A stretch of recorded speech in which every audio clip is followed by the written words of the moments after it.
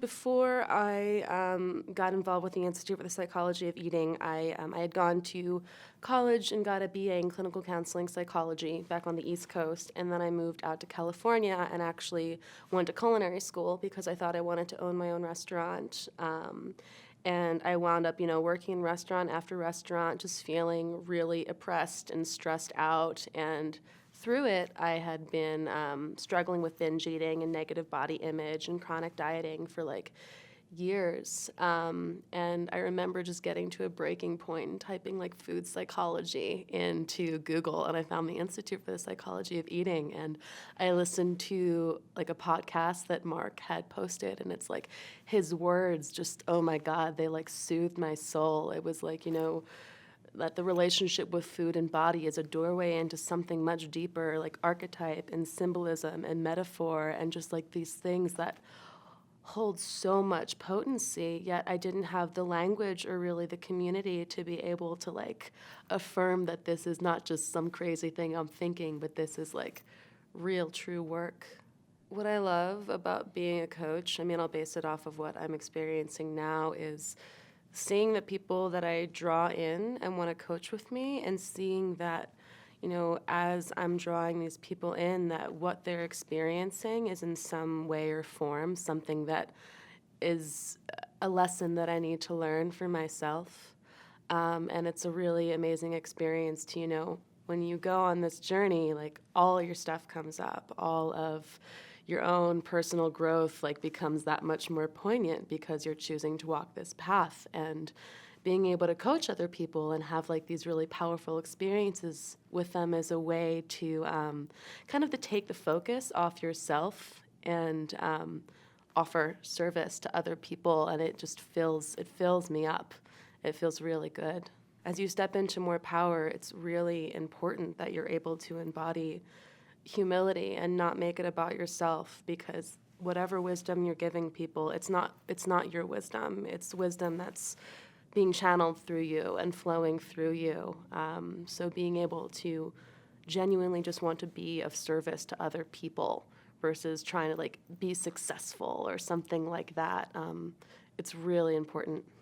I actually have two different branches. The one that's near and dear to my heart is working with people, or women specifically, in their late 20s, kind of going from this transition of being, a child in many ways to being like an autonomous individual who's learning how to stand in her own decisions and like trust her own feelings. I work specifically with women around embodying their sexuality more, because the relationship with food and body is so intimately linked with how we as women are able to embody our sexual power and divine feminine energy. And for women, it's like we need to be able to lead from that place.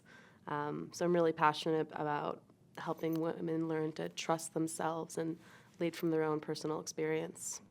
I just finished working with a 50-year-old woman who I guess what her biggest struggle was is that she was living very much in her masculine and had very specific ideas of what it meant to be a successful person. And for her, it was like controlling the shape of her body, like having very specific expectations of what it means to like be successful and worthy. And one, it was really powerful to be able to work with a woman who was twice my age and really feel like I could connect with her and be able to offer her something. And like, it was so beautiful because I feel like what I offered her was like the ability to be compassionate with herself and love herself where she was, and actually make like her, like the wave of being a woman and like experiencing your emotions and like not holding your value based upon how much you can control yourself, but instead just like, what is true for me, and like how much am I letting that be the dictator of like how I live my life. And I just finished up working with her, and like it felt really good connecting with her in that way. What I do to stay inspired is like seek out community of people who know the way that I know, who feel like, who understand like the depth of this experience of being a human being on this planet beneath like having a successful business and making money, because when we operate on this three-dimensional way of like that's what the most important thing is, it can be really, difficult to continue to find inspiration. But for example, coming here and having Mark stand up on stage and talking about like how can we facilitate the flow of magic into our lives? It's just like, oh my God, like this is what is important. Since working with this course, I've moved into other courses that focus on using sexuality as a doorway into our deeper realms, similar to the relationship with food. And I've actually found that money has been my biggest teacher lately. And it's actually been through allowing myself to lose the buffer that I've had through most of my life and to be willing to invest in my growth in a way where, other people might think that I'm crazy. It's actually required me to more fully opt in to like showing up and really being present with what's going on around me. And Mark was actually just talking about it's like, it's really easy to be successful, selling things that aren't in integrity. But it seems like, there's a lot of, conscious healers on this planet who are struggling to make ends meet. And I really do believe that our ability to bring money in when you're doing conscious work has way more to do with your energetic vibration and your belief around what you're worthy of. Like the wounded healer thing and all that stuff. It's how much do you think you're worthy of having? So I actually have found that it's through losing money and coming into a more visceral experience of life that it makes space to really bring in money in a way that feels in integrity and authentic. I think the most difficult part is, getting caught up in trying to prove something to people who don't want to believe. And that's where it's like, again, to what extent are you trying to prove something to someone because you're not fully like in trust within yourself? So I think, again, the biggest lesson there is becoming so clear on what's true for you that you don't need to prove anything to anyone, that it's the way that you live and the way that you show up that you attract who you're meant to attract.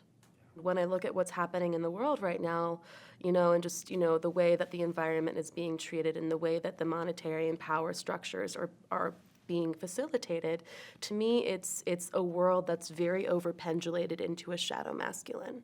And what I feel is so desperately needed right now is women who are able to stand in their power and focus their energy outward into the world. Because right now we have women who are afraid to embody their sexuality. We have women who are trying to make themselves small physically, and as a result, it's making them small energetically.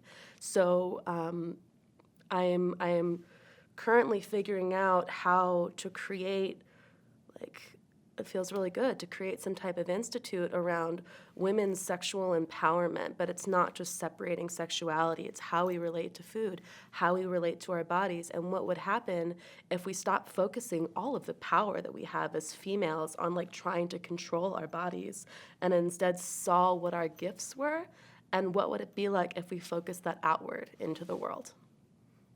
It's just really good to be here. It feels like everything's falling away in my life right now, like everything that doesn't serve, everything that isn't in alignment with what I really want. And to be able to come back here, it feels like a version of coming back home into my roots. So I'm grateful.